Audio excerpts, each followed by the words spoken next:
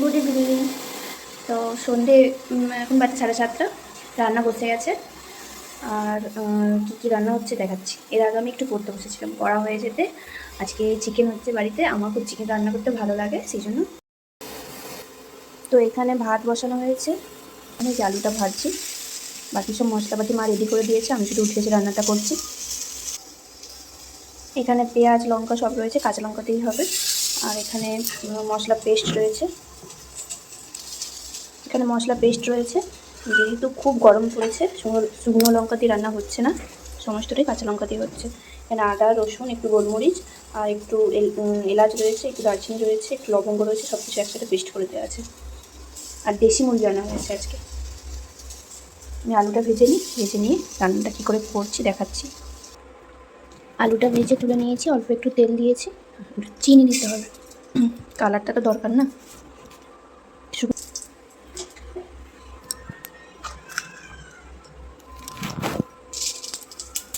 তারপর দিলাম একটু জিরে,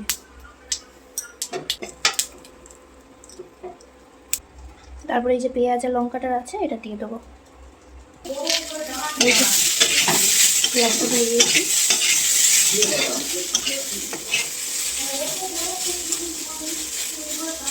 পেঁয়াজটা ভাজার সময় একটু লবণ দিয়ে দেবো।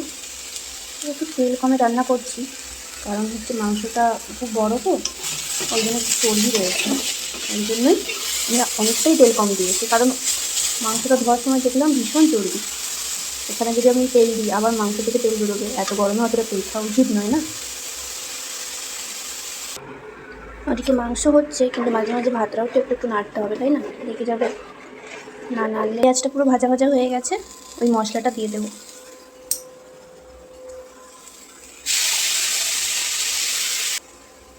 টমেটো কুচি, তারপর একটু হলুদ আর লবণ, কষানো চলছে। কালার হবে না সেটা বোঝাই যাচ্ছে, আর আমার এইভাবেই খাই আমরা, একদম কালার হবে না, কারণ শরীরটা আগে, তাই দেখতে হবে শরীরটা। আমি কিন্তু আর একটু তেল দিইনি, যখন এটা একটু লেগে লেগে যাবে তখন একটু জল দিয়ে ভালো করে কষিয়ে নেব।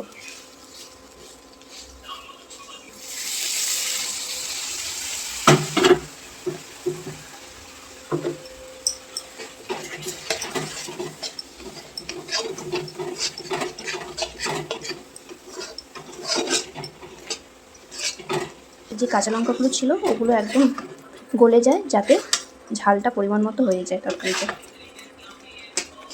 এই যে মাংসটা দিয়ে দিয়েছি, দেখতে পাচ্ছ এখানে কত চর্বি রয়েছে, ওই জন্য একটু তেল কম দিয়েছি। সব যেহেতু দেশি মুরগি। বলো। আচ্ছা, চড়া মুরগি, আচ্ছা। এই যে কতটুকু তেল দিয়েছিলাম আর কী হারে তেল বেরোচ্ছে, যাচ্ছে কখন থেকে কষিয়ে যাচ্ছে। একটু করে করছি, একটু করে চাপা দিচ্ছি, কষতে কষতে কিছুটা হয়ে যায়। আমি কষাচ্ছিলাম কিছুক্ষণ, আবার এসে আরেকজন হাত লাগালো, কখন থেকে কষিয়ে যাচ্ছে কী জানি। আচ্ছা করুন, তুলে না, অনেকক্ষণ ধরে কষিয়ে তুলে না, এবার জল দিয়ে দেবো, তোমার নয়তো ভাত খেতে দেরি হবে। এই হারে তেল বেরিয়েছে, আমি ওই কারণে প্রথমে একটু তেল দিইনি, এটা যতটুকু বেরিয়েছে সবটাই তেল।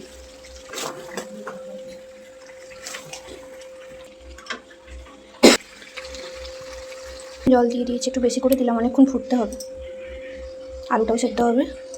আর মা বললো একটু পাতলা ঝোল খাবো, কষা কষা খাবো না, সবসময় তো কষা খাই, আজকে একটু পাতলা ঝোল খাবো এই মুরগি, ওই জন্য একটু বেশি জল দিয়েছি। যেহেতু জল দিয়েছি একটু লবণও একটু দিতে হবে।